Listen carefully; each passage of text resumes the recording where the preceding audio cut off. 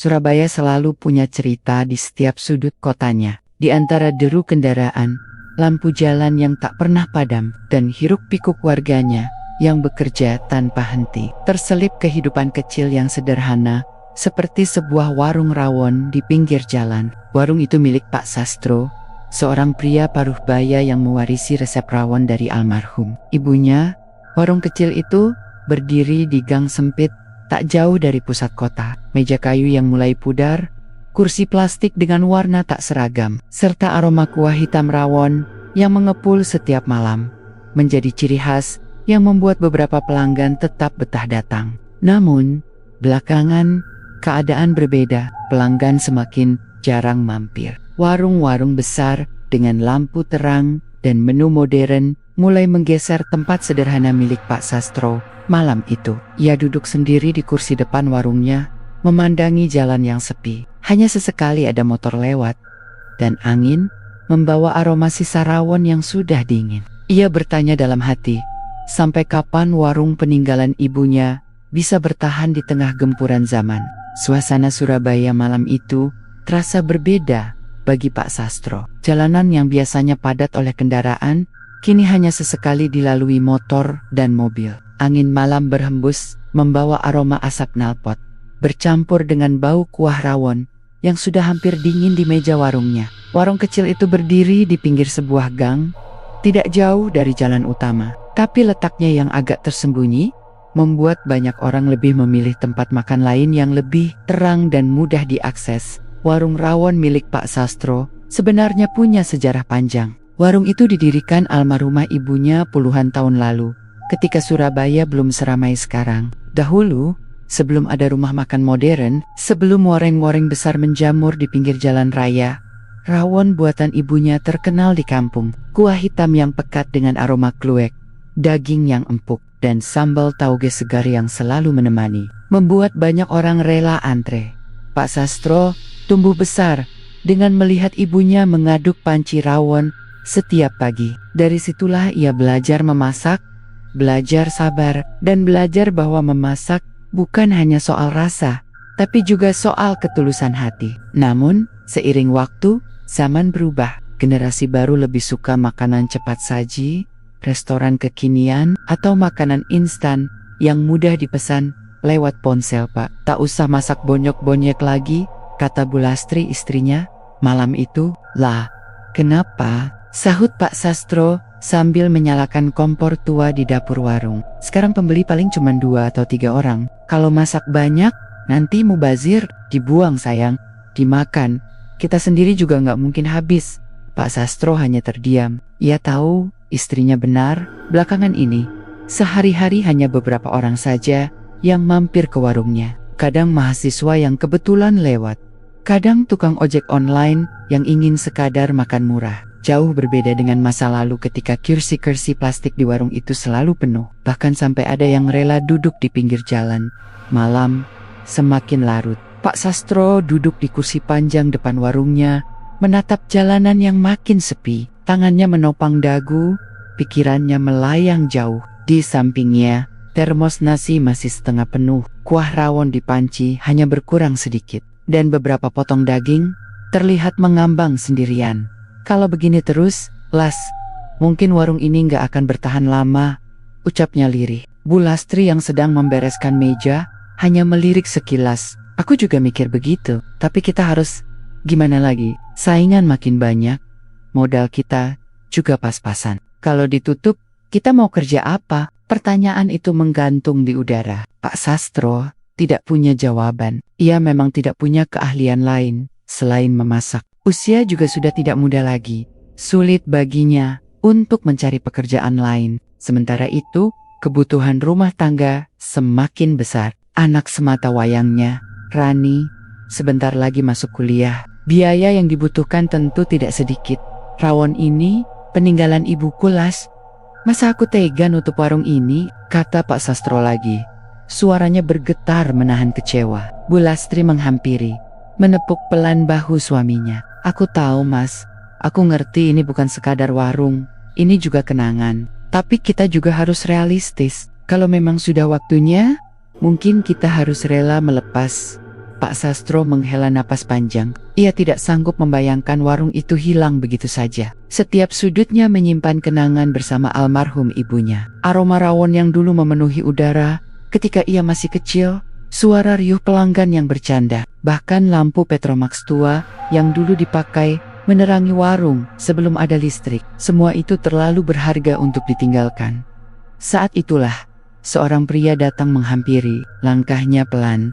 Wajahnya terlihat akrab bagi Pak Sastro. "Yo, Sastro. Astaga, sudah lama sekali kita nggak ketemu," seru pria. Pak Sastro mengerjap, mencoba mengenali wajah itu. Setelah beberapa detik, ia tersenyum lebar. "Wah, Paijo, kok bisa mampir ke sini? Sudah berapa tahun kita nggak ketemu?" Mereka berdua lalu berjabat tangan erat, penuh kehangatan lama yang sempat hilang. Paijo adalah teman masa kecil Pak Sastro. Mereka dulu sering main bola bersama di lapangan kampung.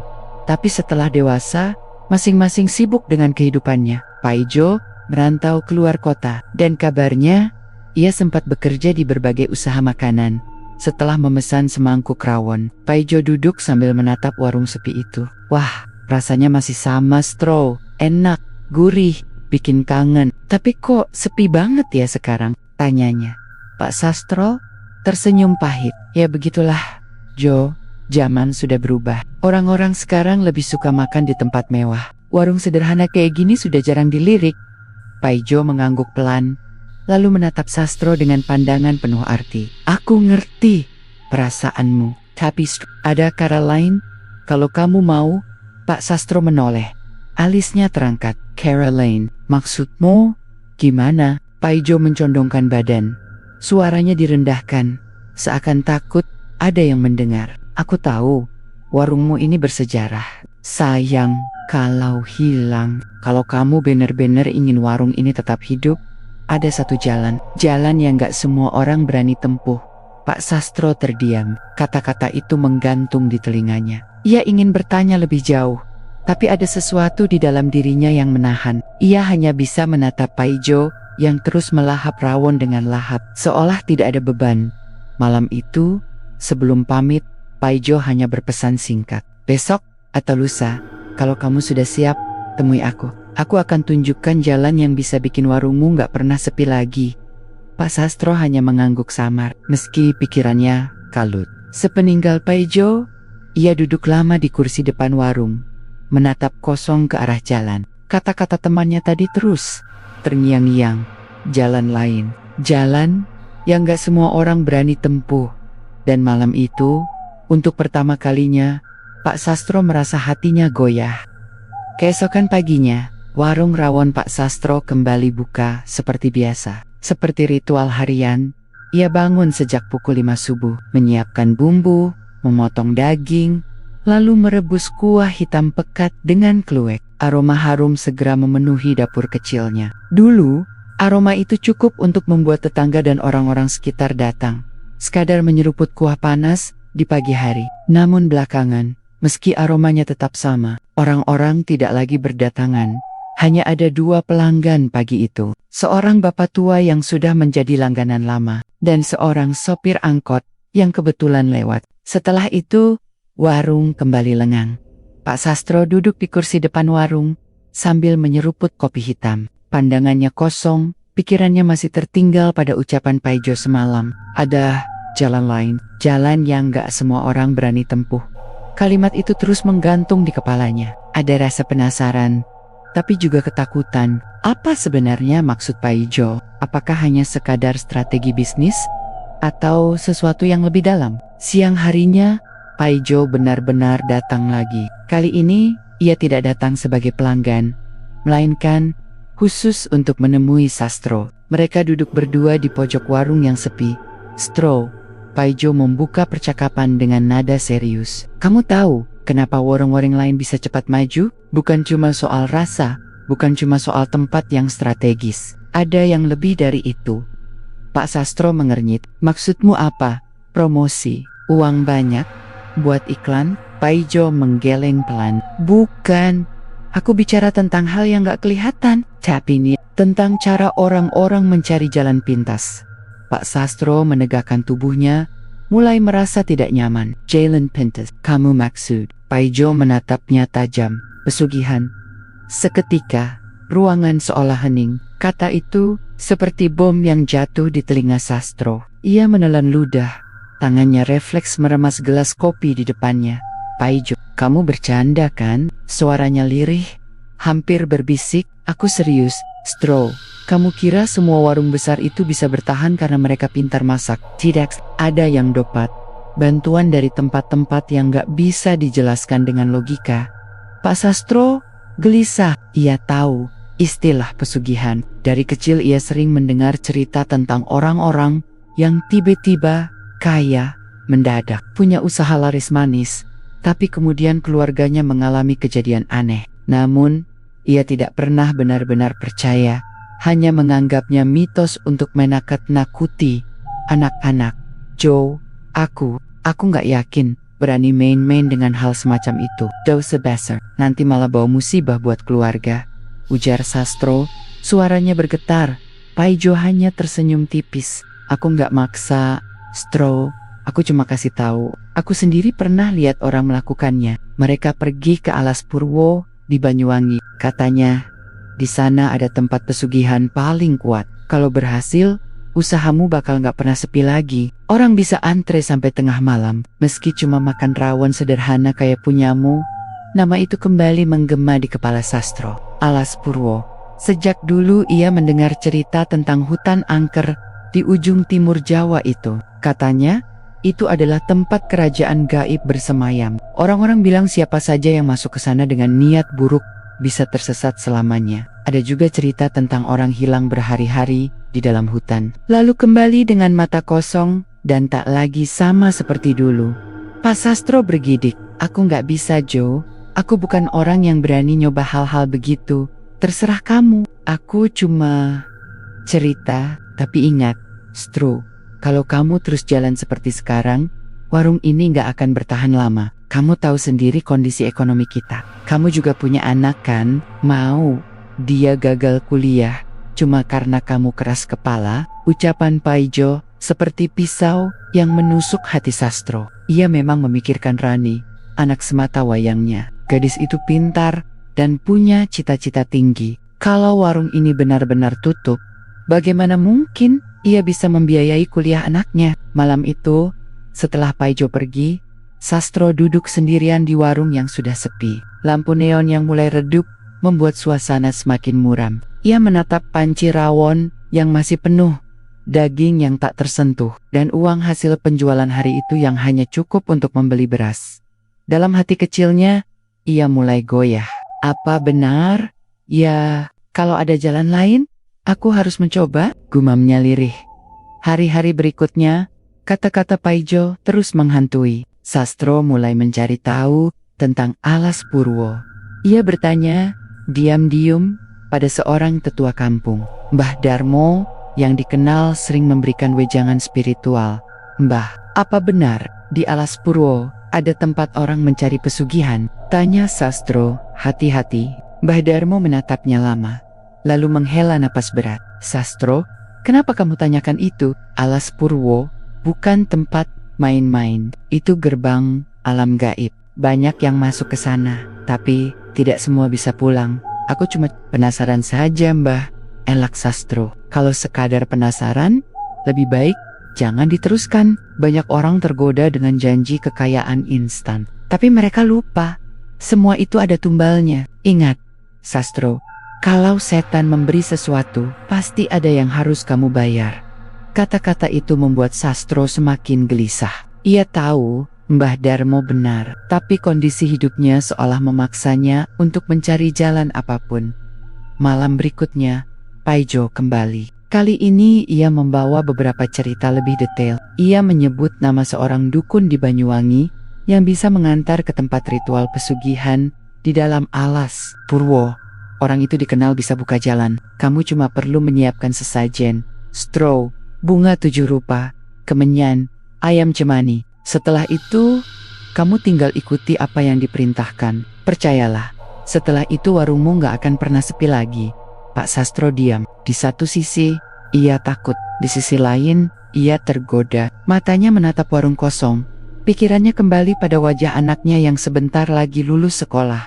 Malam semakin larut, warung sudah ditutup, tapi Sastro belum bisa tidur. Ia duduk di kamar, memandangi istrinya yang terlelap, lalu melirik foto Rani di meja kecil. Hatinya semakin goyah. Kalau benar ada jalan untuk menyelamatkan warung ini, apa aku tega menolak? Bisiknya pada diri sendiri. Di luar jendela, angin malam bertiup kencang. Tirai berayun pelan, seperti ada yang memperhatikan dari kejauhan. Dan malam itu, untuk pertama kalinya, nama Alas Purwo terasa begitu dekat dengan hidup Pak Sastro.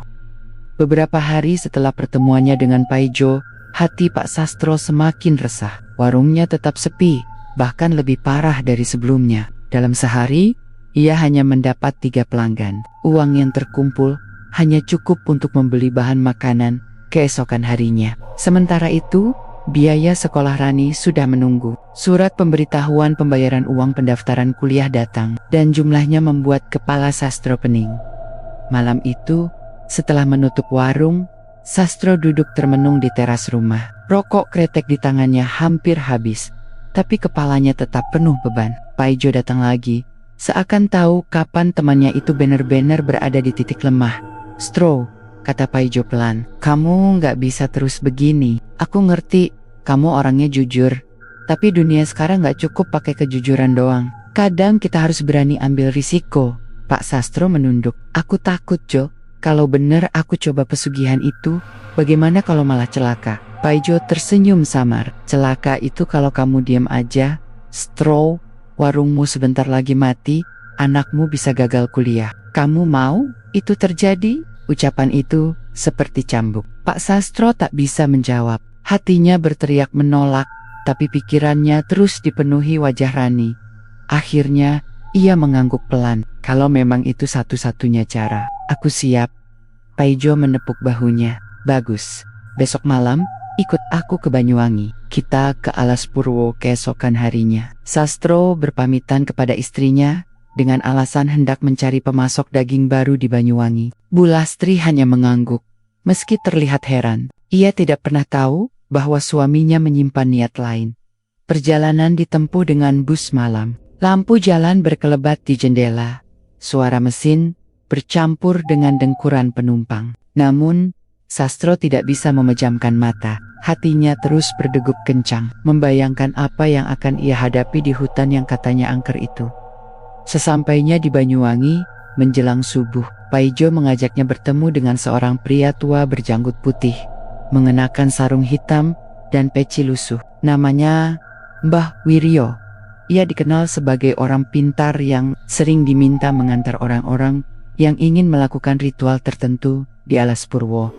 Tatapan mata Mbah Wiryo tajam, seolah bisa menembus isi hati. "Kowe bener-bener siap, Leh?" tanyanya dengan suara serak. Pak Sastro menunduk. Aku hanya ingin warungku ramai lagi, Mbah. Aku butuh biaya buat anakku sekolah." Mbah Wiryo menghela napas panjang. "Kubai ono regi. Ingat, kalau kamu minta pada mereka, pasti ada yang harus kamu bayar. Jangan menyesal nanti." Sastro hanya mengangguk. Ia sudah terlalu jauh untuk mundur. Malam hari, mereka bertiga berangkat menuju Alas Purwo. Jalanan gelap, hanya diterangi lampu minyak kecil yang dibawa Mbah Wiryo. Suasana hutan begitu mencekam. Udara dingin menusuk tulang. Suara jangkrik bercampur dengan lolongan anjing liar dari kejauhan. Semakin masuk ke dalam hutan, suasana makin aneh. Pohon-pohon besar menjulang tinggi, akar-akar menjuntai, seperti tangan yang ingin meraih siapapun yang lewat. Sesekali terdengar suara ranting patah. Tapi ketika menoleh, tidak ada siapapun.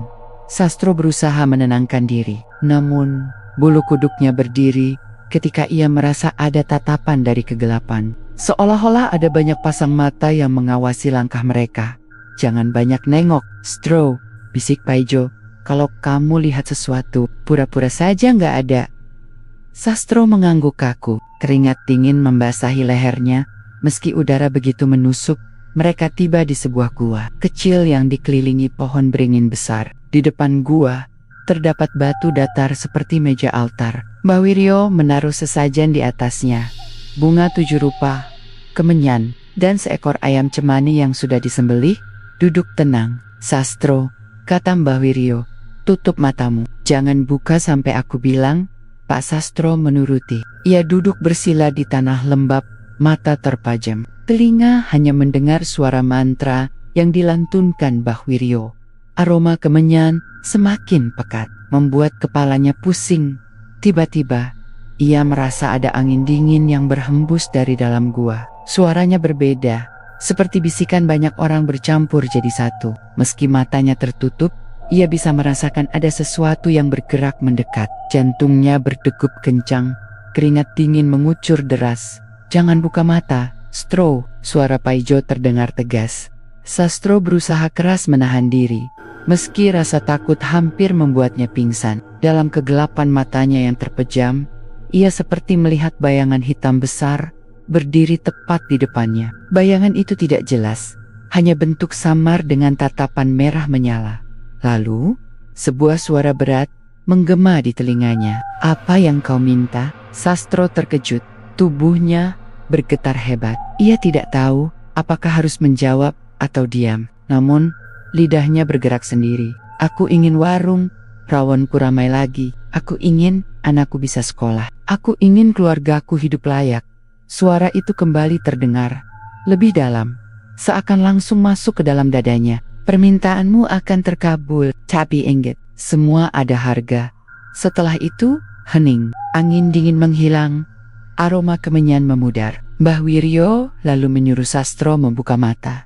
Di depannya, sesajen sudah lenyap, termasuk ayam cemani yang tadi baru saja diletakkan. Batu altar hanya menyisakan bunga layu dan sisa darah. Sudah selesai, kata Mbah Wiryo dengan wajah pucat. Mulai sekarang, warungmu akan berubah. Tapi ingat pesan tadi, ada harga yang harus kau bayar. Perjalanan keluar dari hutan terasa lebih panjang dari saat masuk. Sastro berjalan dengan tubuh lemas, pikirannya campur aduk. Ia masih tidak percaya dengan apa yang baru dialaminya. Seolah mimpi buruk, tapi terlalu nyata untuk diabaikan. Sesampainya di penginapan sederhana, ia mencoba tidur. Namun, setiap kali memejamkan mata, ia teringat suara itu. Semua ada harga. Di dalam mimpinya, ia melihat warung rawonnya penuh sesak oleh pelanggan. Orang-orang makan dengan lahap, tapi wajah mereka pucat, matanya kosong, dan mulut mereka dipenuhi darah. Bukan kuah rawon. Sastro terbangun dengan napas terengah-engah. Paijo yang tidur di ranjang sebelah hanya menoleh sebentar, lalu kembali memejamkan mata. Tenang, Stro, itu cuma mimpi. Besok semua akan berubah. Pak Sastro memegang dadanya yang masih berdegup kencang. Ia tidak yakin apakah yang ia lakukan adalah pilihan tepat. Tapi, ia sudah melangkah terlalu jauh. Tidak ada jalan kembali. Dan di dalam hatinya, ia tahu hidupnya tidak akan pernah sama lagi. Pagi itu, setelah kembali dari Banyuwangi, Pak Sastro terbangun lebih cepat dari biasanya. Rasa lelah setelah perjalanan panjang masih melekat di tubuhnya. Tapi entah kenapa pikirannya terasa ringan. Ia duduk di teras rumah, menyeruput kopi pahit yang dibuatkan Lastri. Lastri memperhatikan suaminya dengan raut heran. Kamu kok kelihatan beda, Pak? Biasanya kalau pulang jauh gitu, mukamu kusut. Sekarang malah sumringah. Sastro hanya tersenyum tipis. Mungkin karena aku yakin mulai hari ini warung kita bakal berubah, Bu. Lastri mendengus. Tak begitu mengerti. Amin, Pak. Semoga beneran begitu. Setelah sarapan, Sastro langsung membuka warung. Ea Monata Maya Meya Kayu menyiapkan panci besar berisi kuah rawon dan memastikan daging sudah matang. Aroma bawang goreng dan kluwek mulai memenuhi udara. Namun, di balik semua kesibukan itu, hatinya berdebar-debar. Ia teringat ucapan makhluk gaib di alas Purwo. Semua ada harga. Kata-kata itu terus menggema di kepalanya. Tapi Sastro mencoba menepis. Ia berpikir, mungkin itu hanya cara menakut-nakuti. Jam menunjukkan pukul 9 pagi. Biasanya, warungnya masih sepi di jam segini. Tapi kali ini belum setengah jam buka, sudah ada 3 orang masuk. 2 mahasiswa yang terlihat kelelahan setelah begadang, dan 1 sopir angkot yang ingin sarapan rawon 1. Pak, pakai telur asin juga ya? Kata salah satu mahasiswa. Sastro dengan cekatan melayani. Saat kuah rawon hitam pekat itu dituangkan ke atas nasi, aroma kluwek seakan lebih harum dari biasanya. Bahkan Sastro sendiri merasa aneh, seperti ada sesuatu yang membuat rawonnya lebih menggugah selera. "Wah, enak banget pak," ujar sopir angkot setelah suapan pertama. "Rawon sampean kok lebih mantap sekarang? Kayak ada rasa yang bikin nagih." Sastro tersenyum kaku. "Hehe, mungkin saya lagi pas masaknya pak." Tak lama, pelanggan lain berdatangan. 2, 3, lalu 5 orang. Warung yang biasanya sepi, mendadak ramai. Kursi-kursi penuh. Suara sendok dan garpu beradu dengan piring terdengar riuh. Lastri yang membantu di dapur sampai kebingungan. "Lah kok tiba-tiba rame gini pak? Biasanya jam segini kita masih bengong." Sastro hanya menjawab singkat, "Ya mungkin orang-orang baru tahu kalau rawon kita enak bu." Dalam hati, ia tahu ini bukan kebetulan. Siang hari, warung tak berhenti menerima tamu. Bahkan ada pelanggan yang rela antre di luar. Sesekali Sastro merasa merinding saat melihat wajah-wajah itu. Entah mengapa, beberapa pelanggan terlihat pucat. Mata mereka sayu, tapi tetap makan dengan lahap. Ada seorang ibu muda yang datang dengan anak kecil. Anak itu terus menatap kuah rawon di piring ibunya dengan tatapan kosong, seolah melihat sesuatu yang tidak kasat mata. Sesaat kemudian, anak itu berkata pelan, "Ada tangan di dalam rawonnya." Ibu itu kaget, buru-buru menutup mulut anaknya. Lalu, tertawa kikuk. "Anak kecil memang suka ngawur pak, maaf ya." Namun, Sastro merasa bulu kuduknya berdiri. Kata-kata anak itu seakan membuka sesuatu yang tidak ingin ia lihat. Menjelang sore, warung akhirnya kehabisan stok. Semua rawon ludes, tak bersisa. Sastro menutup warung dengan wajah bingung bercampur bahagia. Uang hasil penjualan hari itu jauh lebih banyak daripada biasanya. "Pak, ini rezeki nomplok," kata Lastri dengan mata berbinar. "Benar kata sampean, warung kita bakal berubah. Semoga besok-besok tambah rame." Sastro tersenyum, tapi hatinya was-was. Ia tidak berani menceritakan apa yang sebenarnya terjadi. Malamnya, setelah semua tidur, Sastro duduk sendirian di dapur. Ia membuka panci besar bekas rawon tadi siang. Anehnya, meski sudah kosong, aroma kuah rawon masih begitu pekat, seakan ada yang menempel. Ia mendekatkan wajah ke dalam panci, lalu merasa ada hembusan dingin dari dalamnya. Tiba-tiba, ia mendengar suara lirih seperti bisikan. "Kau sudah mendapat apa yang kau minta, tapi jangan lupa janjimu." Sastro tersentak, menutup panci dengan cepat. Dadanya berdegup kencang, tangannya gemetar. Ia sadar semua ini bukan gratis. Keesokan harinya, warung kembali penuh, bahkan lebih ramai dari sebelumnya. Pelanggan berdatangan dari berbagai penjuru. Ada yang mendengar cerita dari temannya, ada yang kebetulan lewat. Semua memuji kelezatan rawon Pak Sastro. Namun, mulai ada kejadian aneh. Seorang pelanggan tua tiba-tiba pingsan setelah makan. Wajahnya pucat pasi, bibirnya kebiruan. Orang-orang panik. Tapi setelah beberapa menit, ia sadar kembali. Anehnya, bukannya kapok. Esok harinya ia kembali lagi untuk makan rawon. Lastri gelisah. "Pak, kok ada orang pingsan makan di sini? Jangan-jangan rawon kita ada yang salah." Sastro menepuk bahunya. "Tenang bu, mungkin orang itu memang sakit. Kalau benar rawon kita yang bikin, mestinya semua orang kena." Lastri mengangguk pelan, meski hatinya masih ragu. Malam kedua setelah ritual, mimpi buruk kembali menghantui Sastro. Ia bermimpi warungnya dipenuhi orang-orang, tapi wajah mereka berubah jadi menyeramkan. Mata hitam pekat, mulut penuh darah, dan tangan mereka menggapai-gapai ke arahnya. Di antara kerumunan itu, ada sosok tinggi besar dengan mata merah menyala, berdiri di sudut warung. Sosok itu menatapnya tajam, lalu berkata dengan suara bergema, "Ingat, waktumu tidak lama." Sastro terbangun dengan tubuh basah oleh keringat. Ia menatap sekeliling kamar, memastikan semuanya nyata. Lastri tidur pulas di sampingnya. Tapi Sastro tak bisa memejamkan mata lagi. Hari-hari berikutnya, warung Pak Sastro semakin terkenal. Orang-orang mulai menyebutnya sebagai rawon terenak di daerah itu. Namun, semakin ramai warungnya, semakin banyak kejadian aneh yang terjadi. Ada pelanggan yang setelah makan, matanya terlihat kosong, seolah sedang melamun panjang. Ada juga yang muntah darah begitu sampai rumah. Tapi anehnya tetap kembali lagi keesokan harinya. Dan yang paling membuat Sastro merinding, setiap kali ia mengaduk kuah rawon, ia merasa ada tangan lain yang ikut mengaduk dari dalam panci. Tangan itu dingin, tak terlihat, tapi ia merasakan sentuhannya jelas. Meski ketakutan, Sastro tidak bisa berhenti. Ia sudah terjebak dalam perjanjian yang tidak ia mengerti sepenuhnya. Uang terus mengalir, warungnya semakin terkenal. Tapi di balik itu, rasa takutnya juga semakin besar. Ia tahu, cepat atau lambat, harga yang harus ia bayar akan datang menagih. Dan ketika saat itu tiba, mungkin ia tidak akan sanggup menghadapinya. Sepekan setelah warungnya mendadak ramai, hidup Pak Sastro dan keluarganya berubah drastis. Warung kecil di pinggir jalan yang dulu sepi, kini selalu penuh. Hampir setiap jam makan siang dan malam, kursi-kursi selalu terisi. Bahkan orang rela antre di luar sambil menunggu meja kosong. Beberapa pelanggan bahkan datang dari luar kota hanya untuk mencicipi rawon, yang katanya beda dari yang lain.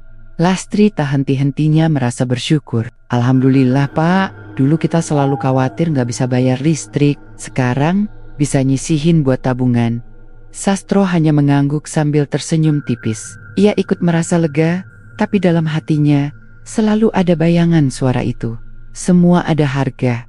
Namun, di balik keramaian itu, ada hal-hal yang tak bisa ia abaikan.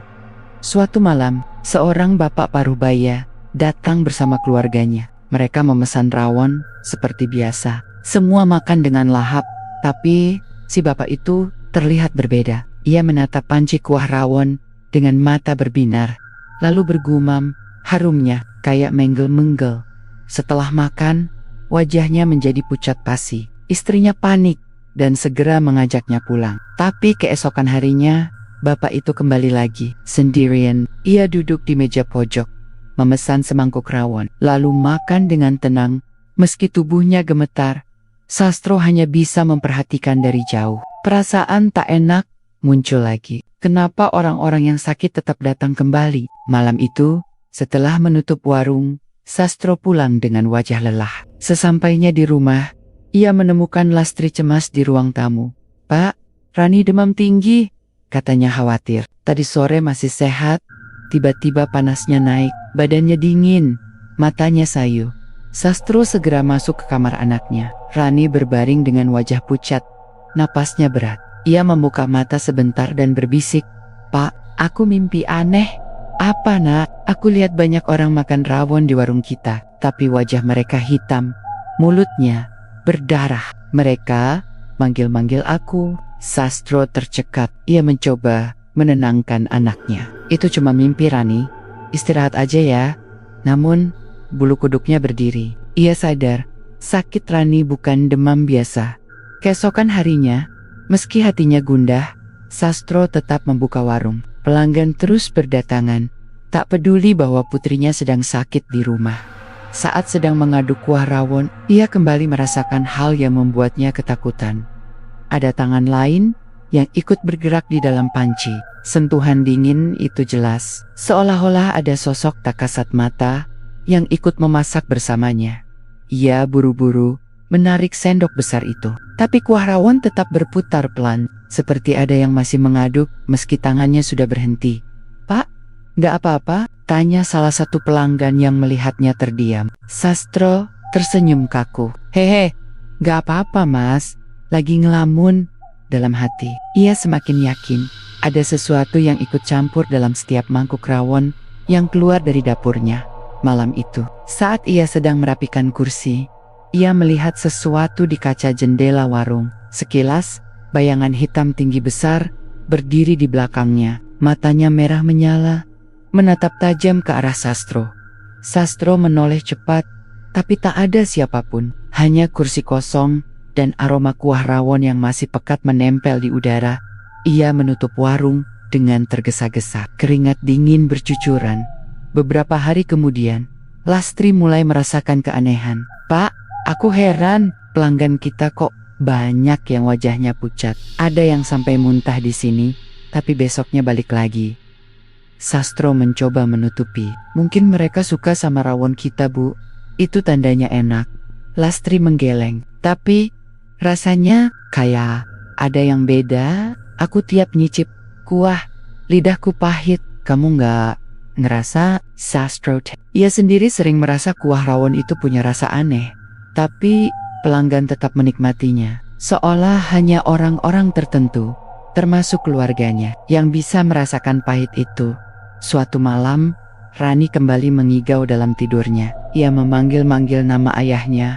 Tubuhnya menggigil. Jangan kasih mereka makan lagi. Nanti mereka ambil aku. Sastro panik, mengguncang tubuh anaknya. Rani, bangun nak. Namun, gadis itu tetap mengigau. Matanya terpejam. Air mata mengalir di pipinya. Lastri menangis ketakutan. Pak, aku nggak ngerti ini kenapa. Jangan-jangan warung kita ada hubungannya. Sastro memeluk istrinya erat. Tapi ia tak bisa berkata apa-apa. Hatinya tahu. Pesugihan yang ia lakukan mulai menuntut harga. Beberapa hari kemudian, kabar buruk datang. Seorang pelanggan tetap, sopir angkot yang dulu pertama kali memuji rawonnya, ditemukan meninggal di dalam mobilnya. Orang-orang bilang ia meninggal mendadak, tanpa sakit sebelumnya, yang membuat Sastro merinding. Sehari sebelum meninggal, sopir itu sempat mampir ke warung dan berkata, "Rawonmu nggak bisa aku tinggal, Pak. Rasanya kayak aku nggak bisa hidup kalau nggak makan di sini." Orang itu benar-benar tidak hidup lagi. Lastri gemetar mendengar berita itu. "Pak, ini nggak wajar. Aku takut, Pak. Jangan-jangan ini ada hubungannya sama warung kita." Sastro hanya bisa terdiam. Dadanya sesak, pikirannya kalut. Ia teringat suara dari alas Purwo. Semua ada harga. Harga itu mulai ditagih. Malam itu, saat semua tidur, Sastro terbangun karena mendengar suara sendok beradu dengan piring dari dapur. Ia berjalan perlahan. Jantungnya berdegup kencang. Saat membuka pintu dapur, ia membeku. Di meja makan, terlihat mangkuk-mangkuk rawon tersaji rapi, penuh kuah hitam pekat. Dan di sekeliling meja, ada bayangan-bayangan hitam duduk seolah sedang makan bersama. Suara mereka berdesis, seperti orang mengunyah. Tangan-tangan gelap bergerak cepat, menciduk rawon dari mangkuk, lalu menghilang. Sastro menutup mulutnya agar tidak berteriak. Ia mundur perlahan, menutup pintu dengan gemetar. Keringat dingin membasahi tubuhnya. Malam itu ia sadar, bukan hanya manusia yang menjadi pelanggan rawonnya. Pagi harinya, Sastro menatap wajah pucat Rani yang masih terbaring sakit. Lastri duduk di sampingnya, menggenggam tangan putrinya erat. Sastro menatap panci besar di dapur dengan mata kosong. Di sana, kuah rawon hitam pekat menunggu untuk dimasak. Ia tahu, setiap sendok kuah itu membawa berkah sekaligus kutukan. Dan kini, ia mulai menyadari, harga dari perjanjian itu bukan hanya pelanggan yang sakit atau mati, tetapi juga keluarganya sendiri. Hari-hari di warung rawon Pak Sastro semakin ramai. Dari luar, semua terlihat sempurna. Pelanggan berjubel, uang mengalir deras, dan nama rawon Sastro mulai terdengar di berbagai sudut Surabaya. Tapi di balik itu, hidup Sastro justru hancur perlahan. Rani semakin sering sakit. Kadang tubuhnya menggigil tanpa sebab, kadang ia mengigau sambil menyebut nama-nama yang tak dikenalnya. Bahkan sekali waktu, ia terbangun di tengah malam, menatap ayahnya dengan mata kosong, lalu berkata pelan, "Pak, mereka sudah menunggu aku." Lastri juga makin curiga. Ia tidak lagi merasa tenang di rumah maupun di warung. Beberapa kali, ia melihat bayangan hitam berdiri di pojok dapur. Ketika ia menoleh, bayangan itu menghilang. "Pak, aku nggak ngerti ini kenapa, tapi aku yakin ada sesuatu yang salah," katanya sambil gemetar. Sastro hanya bisa diam. Ia tahu persis apa penyebab semua ini. Ritual di alas Purwo. Tapi, bagaimana ia bisa mengaku pada istrinya? Suatu malam, Sastro kembali bermimpi. Ia berada di warungnya yang penuh pelanggan, tapi semua wajah mereka pucat, mata kosong, dan mulut mereka mengunyah sesuatu yang berdarah. Dari dapur, muncul sosok besar hitam dengan mata merah. Sosok itu menatapnya dan berkata, "Janji harus ditepati. Kau sudah dapat bagianmu. Sekarang giliran kami." Sastro terbangun dengan tubuh basah oleh keringat. Ia duduk termenung di ranjang, wajahnya pucat. Mimpi itu bukan sekadar bunga tidur. Ia yakin itu pertanda waktunya membayar semakin dekat. Pagi harinya, saat menyiapkan warung, Lastri menghampirinya. "Pak, aku mau tanya sesuatu. Kamu jujur sama aku ya?"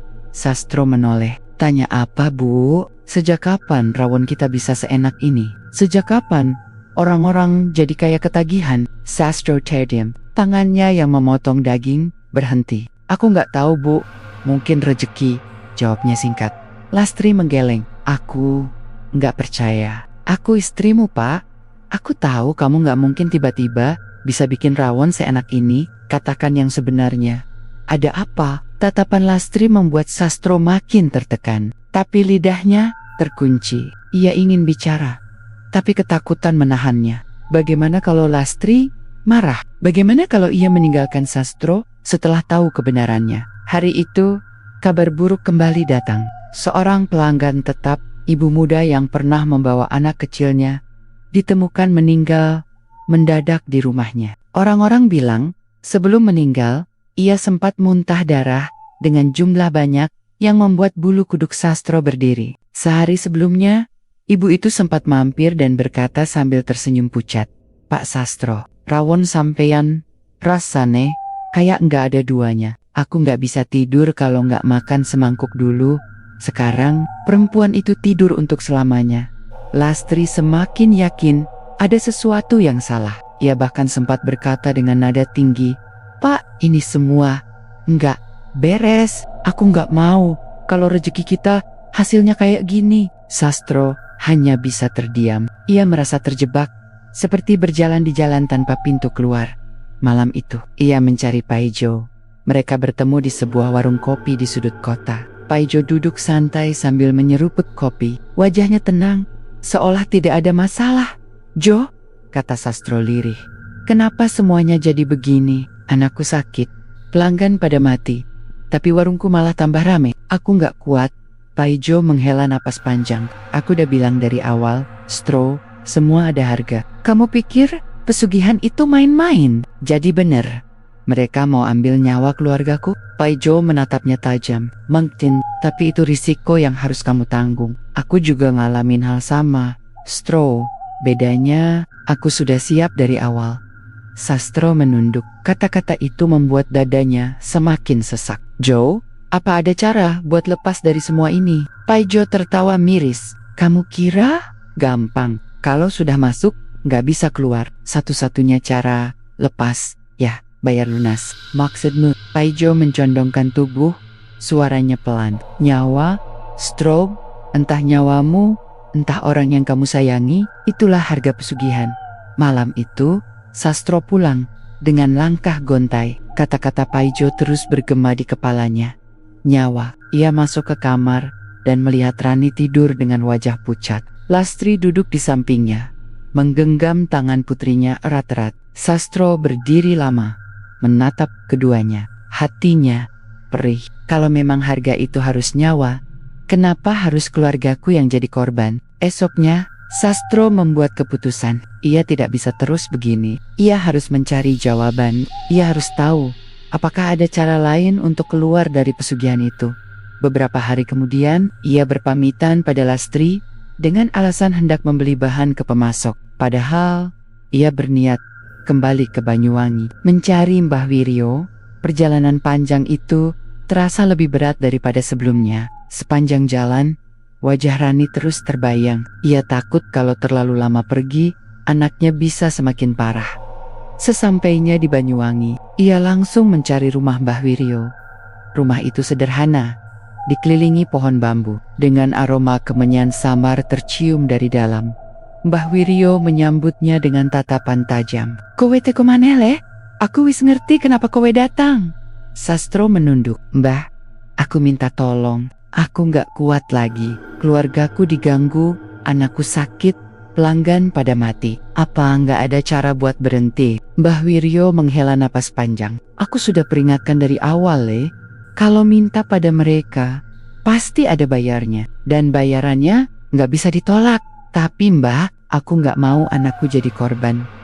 Kalau begitu, kamu harus berani melawan mereka. Tapi ingat, melawan bukan perkara mudah. Banyak orang yang coba, semua berakhir celaka. Mbah Wiryo lalu bercerita, Alas Purwo bukan sekadar hutan angker. Konon di dalamnya ada kerajaan gaib yang dipimpin makhluk berkuasa. Orang-orang yang datang untuk pesugihan sebenarnya sedang melakukan perjanjian dengan penghuni kerajaan itu. Mereka kasih rejeki, kasih apa yang kamu mau, tapi gantinya nyawa. Bisa nyawa pelangganmu, bisa nyawa keluargamu. Semua tergantung seberapa besar permintaanmu, Sastro Terdium. Tubuhnya bergetar. Lah, terus, aku gimana Mbah? Mbah Wiryo menatapnya dalam-dalam. Kalau kamu benar-benar mau lepas, kamu harus kembali ke Alas Purwo. Kamu harus putus perjanjian itu sendiri. Tapi ingat, risikonya nyawamu bisa diambil saat itu juga. Sastro pulang dari rumah Mbah Wiryo dengan hati kalut. Ia berjalan menembus malam Banyuwangi yang sunyi. Di kepalanya hanya ada dua pilihan. Terus melanjutkan pesugihan dengan risiko kehilangan keluarganya, atau mencoba memutus perjanjian dengan risiko kehilangan nyawanya sendiri. Setiap langkahnya terasa berat. Ia sadar, hidupnya sudah tidak akan pernah kembali seperti dulu. Dan di dalam hatinya, ia tahu, rahasia pesugihan yang selama ini disembunyikan, kini sudah terkuak. Tidak ada lagi jalan untuk pura-pura. Ia harus memilih sebelum semuanya benar-benar hancur. Sejak pulang dari Banyuwangi, pikiran Sastro tidak pernah tenang. Kata-kata Mbah Wiryo terus berputar di kepalanya. Kalau kamu benar-benar mau lepas, kamu harus kembali ke Alas Purwo dan memutus perjanjian itu sendiri.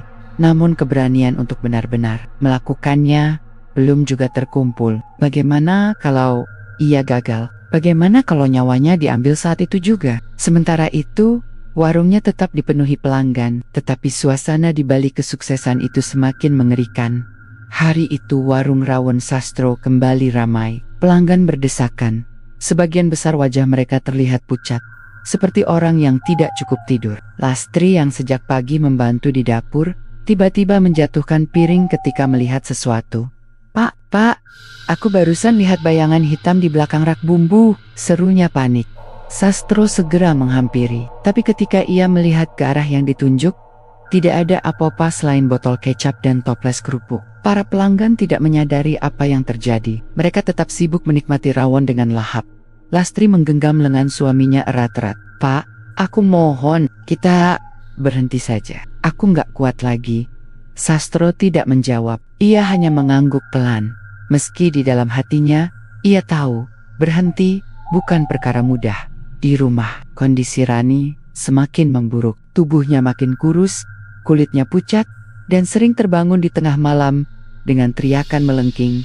Suatu malam, ketika Sastro masuk ke kamar putrinya, ia melihat sesuatu yang membuat bulu kuduknya merinding. Rani duduk di ranjang, matanya terbuka lebar, tapi tatapannya kosong. Dari bibirnya terdengar suara lirih, bukan seperti suara seorang anak kecil, melainkan suara berat dan serak. Janji harus ditepati, janji harus ditepati. Sastro langsung memeluk anaknya. Rani, ini bapak, sadar. Nak, tapi Rani hanya terus mengulang kalimat itu, sampai akhirnya pingsan di pelukan ayahnya. Lastri menangis, wajahnya basah air mata. Pak, ini semua karena kamu kan? Ada apa sebenarnya? Jangan lagi bohong sama aku. Sastro tidak bisa menjawab. Ia hanya bisa menunduk, merasa bersalah. Beberapa hari kemudian, kejadian mengerikan terjadi di warung. Seorang pria parubaya yang baru pertama kali datang, tiba-tiba kejang setelah menyantap rawon. Mulutnya berbusa, matanya melotot, dan tubuhnya kaku. Para pelanggan berteriak panik. Sebagian berhamburan keluar. Sastro ikut menggotong pria itu keluar warung. Tapi sebelum nyawanya benar-benar melayang, pria itu sempat berbisik dengan suara parau. Enak sekali, aku mau lagi. Lalu ia terdiam selamanya. Peristiwa itu membuat warung heboh. Polisi sempat datang untuk memeriksa. Tapi anehnya, hasil pemeriksaan menyatakan pria itu meninggal karena serangan jantung mendadak. Tidak ada yang mencurigai makanan. Meski begitu, gosip mulai beredar. Ada yang bilang warung rawon Sastro pakai ilmu karena makanannya bikin ketagihan. Ada pula yang berbisik bahwa ada tumbal di balik kesuksesan warung itu. Lastri semakin ketakutan. Ia bahkan sempat bilang, "Pak, kalau begini terus orang-orang akan curiga. Aku takut kita semua malah ikut celaka." Malam itu, setelah warung tutup, Sastro terbangun karena mendengar suara gaduh dari dapur. Ketika ia berjalan ke sana, lampu tiba-tiba padam. Dalam kegelapan, ia melihat sosok hitam besar duduk di atas meja. Matanya merah menyala. Sosok itu tersenyum lebar, memperlihatkan gigi runcingnya. "Janji, bayar janji." Suaranya bergema. Sastro gemitar, tapi ia mencoba menguatkan diri. "Aku sudah tahu apa yang kalian mau. Tapi jangan ambil anakku, jangan ambil keluargaku." Sosok itu tertawa keras. Suara tawanya memenuhi dapur, lalu perlahan menghilang, menyisakan bau busuk yang menusuk hidung. Sastro terduduk lemas. Ia sadar waktunya sudah semakin dekat. Keesokan paginya, Lastri mendapati suaminya duduk termenung di teras. Wajahnya pucat. Ia duduk di sampingnya, lalu berkata pelan, "Pak, aku gak butuh warung ini jadi terkenal. Aku cuma butuh keluarga kita selamat. Kalau memang ada sesuatu yang kamu sembunyikan, katakan sekarang." Sastro menutup wajah dengan kedua tangannya. Air matanya mulai jatuh. "Aku salah, Bu. Aku salah besar. Aku sudah minta bantuan dari tempat yang salah." Lastri menatapnya dengan mata berkaca-kaca. Maksudnya, Sastro akhirnya bercerita segalanya. Pertemuannya dengan Paijo, perjalanan ke Alas Purwo, ritual yang ia jalani, hingga janji yang harus dibayar. Lastri terdiam. Wajahnya pucat pasi. Air mata menetes deras. "Pak, kenapa kamu tega? Kenapa harus seperti ini? Aku cuma pengen warung kita maju, Bu. Aku cuma pengen kita nggak susah lagi." Suara Sastro bergetar, penuh penyesalan. Lastri menangis semakin keras. "Tapi, dengan harga apa, Pak? Anak kita hampir mati, pelanggan kita mati satu-satu, dan kamu masih bilang ini demi kita." Sastro tidak sanggup menatap istrinya. Hatinya hancur. Sejak pengakuan itu, suasana di rumah semakin mencekam. Malam-malam terasa panjang. Suara langkah kaki sering terdengar di sekitar rumah. Meski tidak ada siapa-siapa, pintu berderit sendiri. Lampu sering berkedip dan anjing tetangga menggonggong ke arah rumah tanpa henti. Rani semakin sering kerasukan. Kadang ia tertawa dengan suara yang bukan miliknya. Kadang ia berbicara dalam bahasa Jawa halus yang tidak pernah diajarkan orang tuanya. Suatu malam, ketika tubuh Rani kembali kejang, ia berteriak dengan suara lantang, "Bayar! Waktumu hampir habis, Sastro. Pilih, keluargamu atau dirimu sendiri." Sastro terperanjat. Tubuhnya gemetar. Ia tahu, ini bukan lagi sekadar gangguan. Ini sudah masuk ke tahap akhir dari perjanjian. Sastro menatap anaknya yang terbaring lemah setelah kerasukan itu. Lastri duduk di sampingnya. Wajahnya penuh keputusasaan. Di dalam hati, Sastro tahu ia tidak bisa menunggu lebih lama. Kutukan itu sudah jelas. Tanda-tandanya semakin nyata. Dan jika ia tidak segera bertindak, keluarganya akan benar-benar hancur. Ia menggenggam tangan Rani, lalu berbisik lirih, "Nak, Bapak akan lawan mereka. Bapak gak akan biarin kamu jadi korban." Namun di balik tekad itu, ada ketakutan besar yang menghantui. Apakah ia benar-benar sanggup menebus kesalahannya? Malam itu, setelah mendengar teriakan kerasukan dari mulut Rani, Sastro tahu ia tidak bisa menunda lagi. Kutukan itu sudah terlalu nyata. Ia duduk lama di ruang tengah. Lampu temaram membuat bayangannya memanjang di dinding. Lastri duduk di depannya. Wajahnya lelah dan mata sembab karena menangis seharian. "Pak," suara Lastri bergetar, "kita nggak bisa terus begini. Rani nggak kuat lagi, aku juga nggak kuat. Kalau memang ada cara untuk memutus semua ini, lakukan." Sastro menatap istrinya. Ada rasa takut, tapi juga secercah tekad yang tumbuh. "Iya, Bu, aku harus kembali ke Alas Purwo. Cuma di sana, aku bisa menyelesaikan semuanya." Lastri menggenggam tangannya erat. "Kalau begitu, aku ikut. Aku nggak mau kamu pergi sendirian. Kalau sampai terjadi apa-apa, aku nggak akan pernah maafin diriku." Sastro sempat ragu. Membawa Lastri berarti membawanya ke tempat paling angker, paling berbahaya. Tapi ia tahu, ia tak bisa melarang. Selama ini ia yang sudah membuat keluarganya menderita. Keesokan harinya, mereka menitipkan Rani pada tetangga dekat rumah.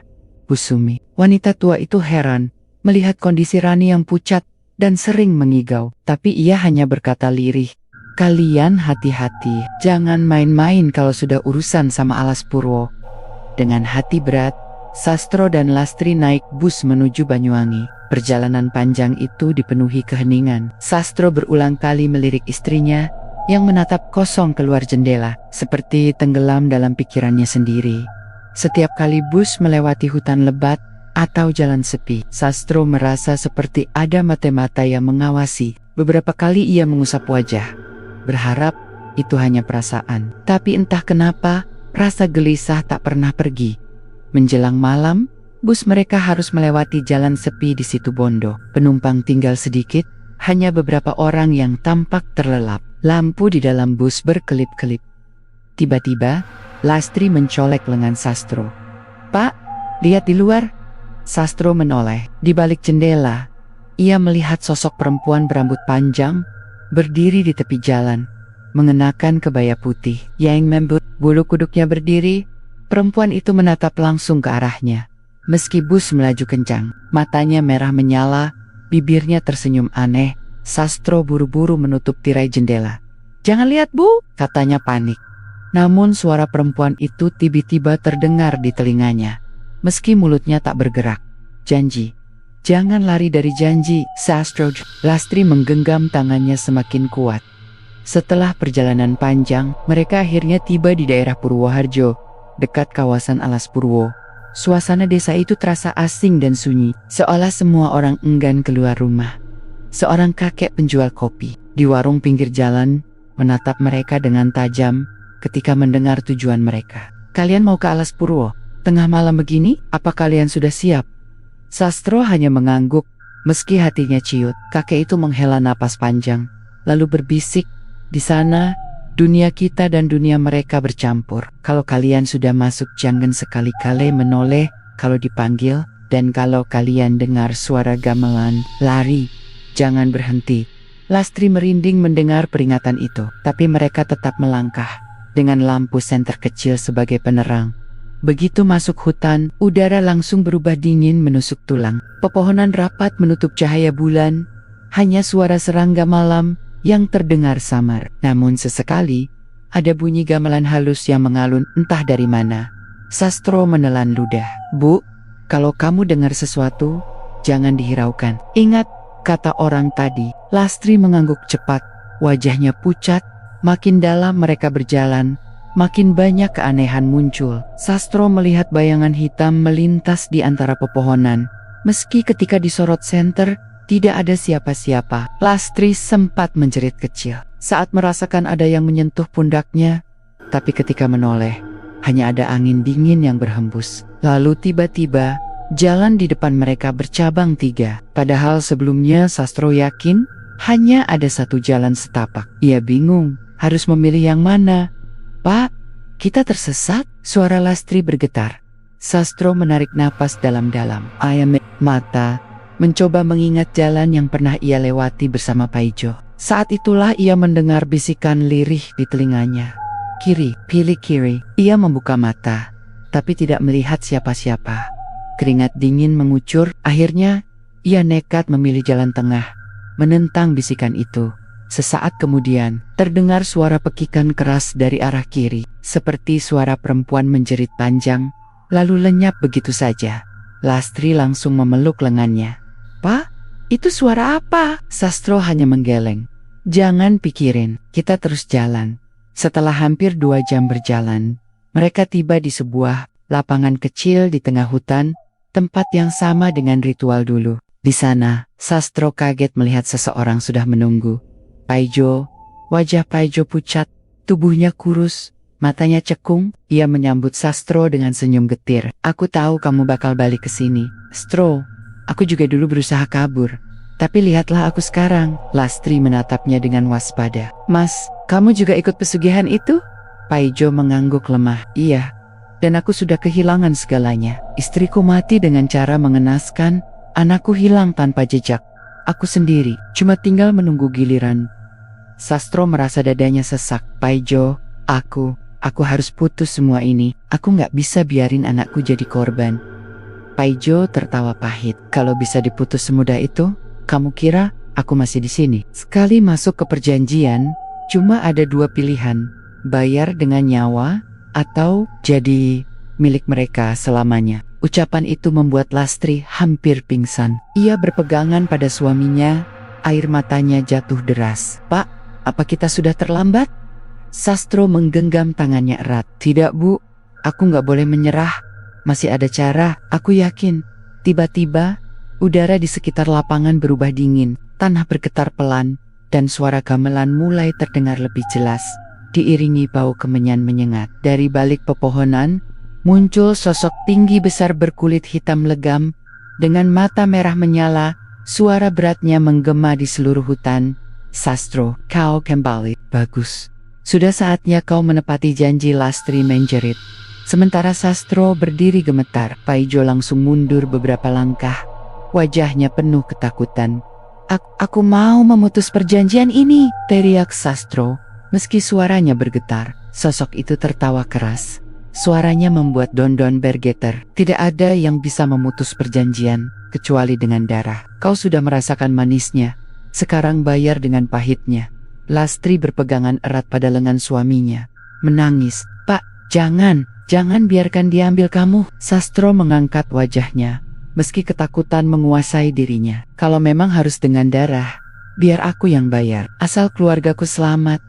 Sosok besar itu mendekat, langkahnya membuat tanah berguncang. Paijo berteriak, Stro, jangan, begitu kamu menyerahkan diri, kamu gak akan pernah kembali. Namun Sastro berdiri tegak, menatap makhluk itu dengan mata berkaca-kaca. Lastri meremas tangannya kuat-kuat, seolah berusaha menahannya.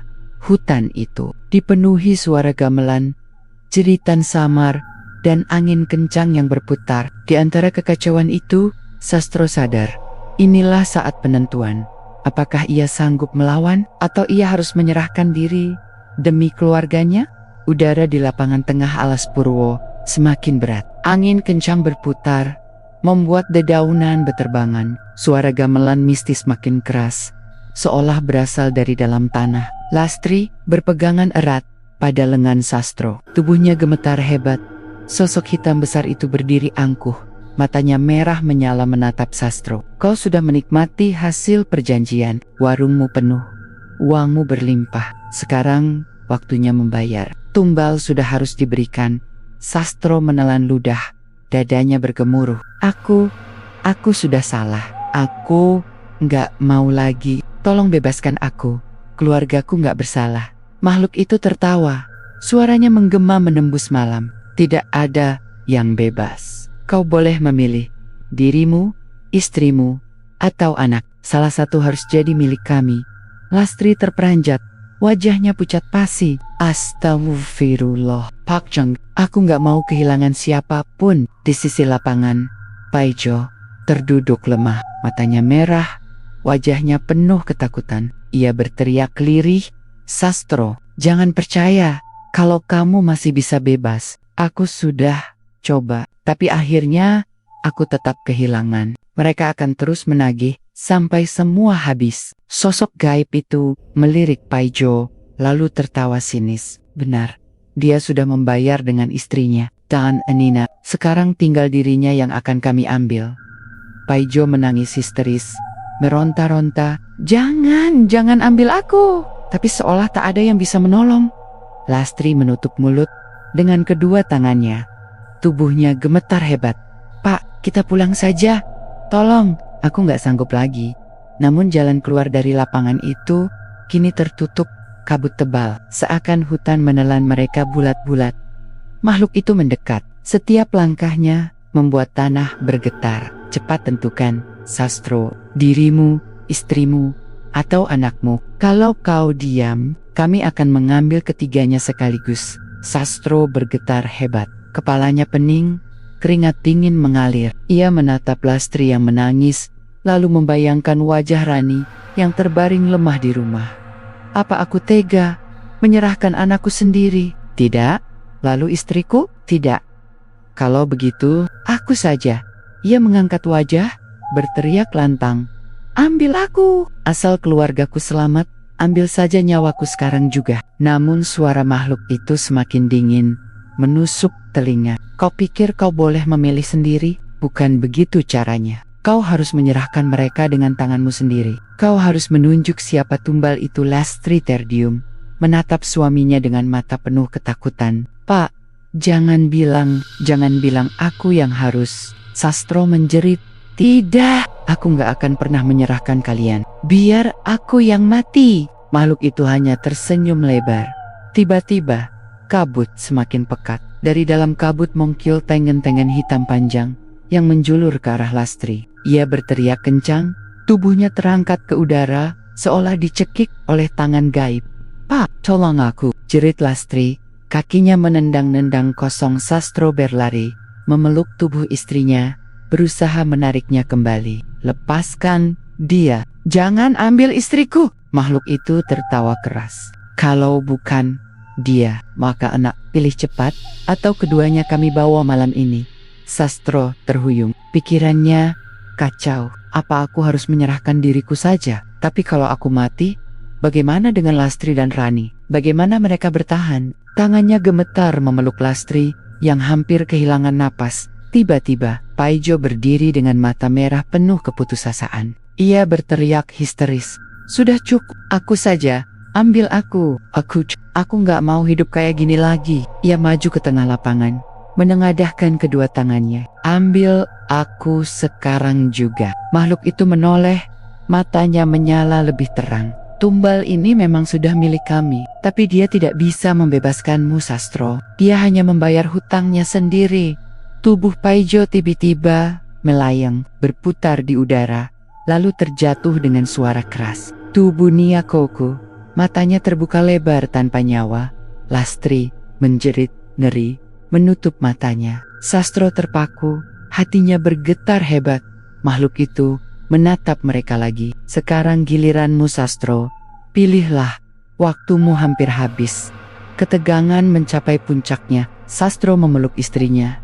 Hatinya kacau. Namun tiba-tiba, dari balik kabut terdengar suara lirih, suara Rani. Bapak, jangan lawan mereka. Sastro terperanjat. Ia yakin itu suara anaknya. Tapi bagaimana mungkin Rani ada di rumah, dititipkan pada Bu Sumi?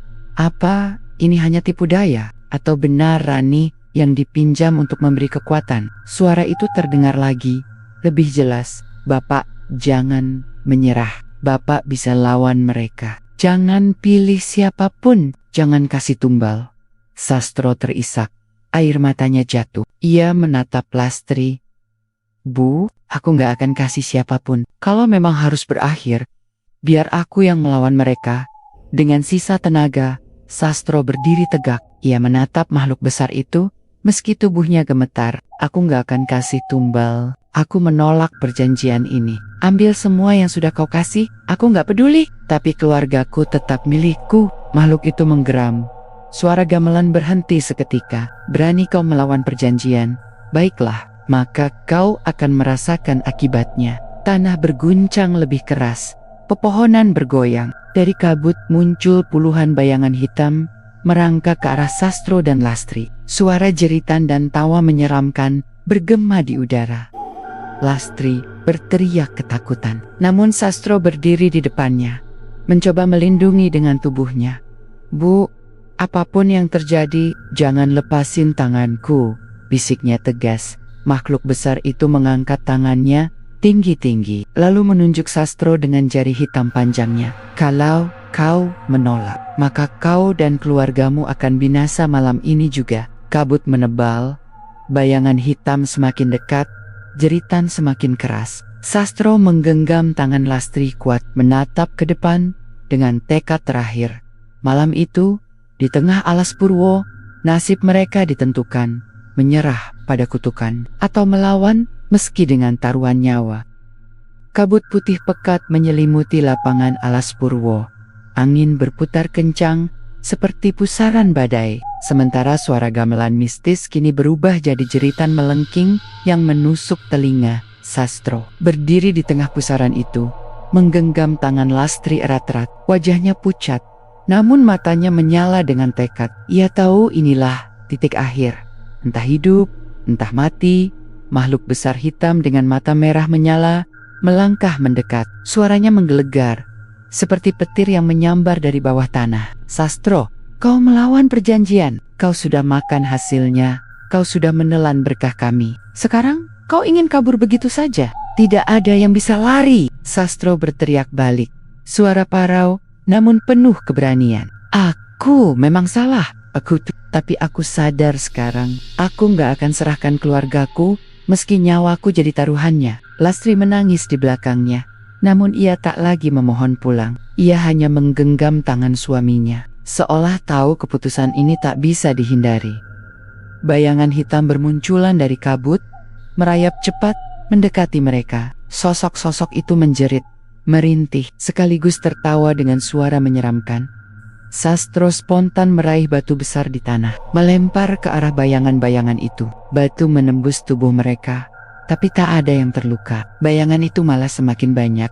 Makhluk besar itu tertawa, suaranya bergema. Apa yang bisa kau lakukan, manusia? Kau lima. Kau hanya bisa tunduk. Namun tiba-tiba, suara lain terdengar, lirih tapi jelas. Suara itu terdengar dari arah kabut. Pak, jangan menyerah, lawan dengan doa. Sastro tertegun. Itu suara Rani, anaknya. Ia yakin betul, hatinya bergetar. Rani, bisiknya. Suara itu terdengar lagi. Pak, baca ayat kursi, baca doa. Mereka takut dengan doa. Air mata Sastro jatuh. Ia menutup mata, lalu dengan suara bergetar, ia mulai membaca doa yang ia hafal sejak kecil. Semula terbota-bota, tapi semakin lama suaranya semakin lantang. Allahu la ilaha illa huwa al-hayyul qayyum. Lastri ikut menangis, lalu ikut membaca doa. Suara mereka berdua menembus pusaran kabut. Bayangan hitam yang semula mendekat, kini mengerang. Tubuhnya seperti terbakar cahaya tak kasat mata. Mereka menjerit, meronta-ronta, lalu lenyap satu persatu ke dalam tanah. Makhluk besar itu menggeram. Suaranya berubah semakin mengerikan. Dasar manusia bebal. Kau pikir doa bisa memutus perjanjian suci ini? Tidak ada yang bisa membatalkan janji darah. Ia menghentakkan kakinya. Tanah bergetar hebat. Retakan muncul, menganga seperti jurang besar. Dari dalam retakan itu mangkul tenggen-tenggen hitam lebih besar, mencoba menarik kaki Sastro. Sastro terjatuh, nyaris terseret masuk jurang. Lastri berteriak panik, berusaha menarik suaminya. Pak, jangan lepas, jangan. Sastro berteriak kesakitan.